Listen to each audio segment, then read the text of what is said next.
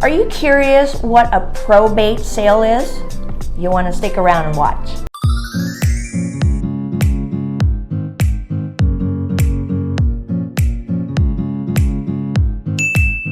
If you find this content valuable, you want to hit subscribe and the bell notification so you don't miss future videos.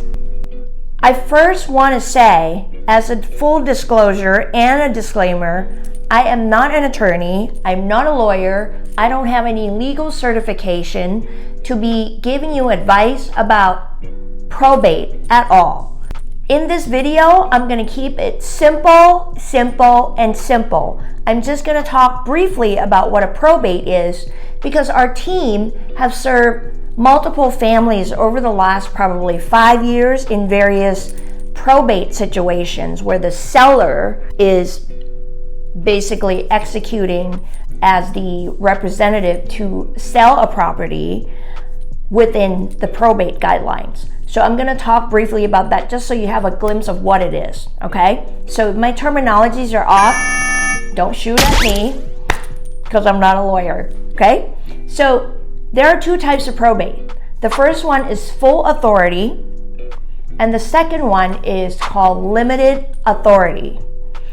The difference is pretty huge. So if you are the administrator to a probate and you have full authority, my goodness, you're having a sweet experience. There is an attorney or some sort of qualified legal team that would have to get behind this thing because there's some filings and legal paperwork that is required before people like me, a real estate agent, can step in and actually take the listing agreement. So all the previous work has to be done with a legal group or a legal service or an attorney office. So once we have all the probate legal stuff done and you are full authority as a seller, it's almost like a regular transaction. There's some probate advisory forms, there's probate legal required forms in real estate that needs to be completed. However, the entire decision is being made by the administrator, of course, with the approval of the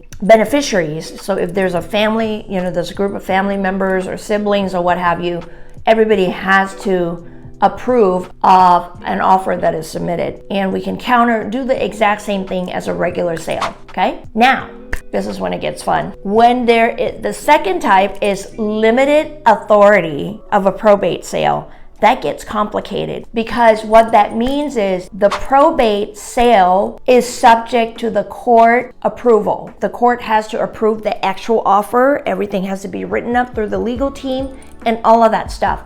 And there are some requirements that need to be met when it's a limited authority. In other words, the administrator doesn't get to approve. They sign off, right, accepting the offer, but the final approval has to be done by the court, and there's some required elements that need to happen. For example, there's an appraisal referee that is assigned randomly to the case, to the property, and the referee has to do the appraisal twice, okay? So there's more in the technicality of that, and your attorney or your legal team would be able to explain the steps of these things to you. The second thing is once the referee has given the value to the property, the offer cannot be less than 90% of that referee's assigned value to the property. There's some pieces that need to happen and I's have to be dotted, T's have to be crossed. That has nothing to do with the administrator, but it has to be done in the right order. And then the court date has to be scheduled, and the administrator, the seller, and the real estate agent should be appearing on the scheduled court date and time to appear before the judge. Whatever necessary or clarifying questions that the judge may be asking is going to be happening during this time. Now, it's also an opportunity for other investors or potential buyers to appear in court and see if they can overbid, bid over whatever the accepted offer is that is being reviewed. So there's a whole lot of stuff that goes on when it's a limited authority, and sometimes it just happens. We just finished one and we couldn't be happier for our client. Ooh, that was, I I think that was, it took about 4 months for that process to take. So in summary, a probate case takes a little bit longer because it takes a few other steps that are necessary, whether it's full authority or limited authority, before a transaction can actually begin and close. If you need more clarification or information about a probate sale, feel free to email me at kasama@kasamasales.com, and I'm more than happy to direct you to some really great sources of information about this. Thanks for watching.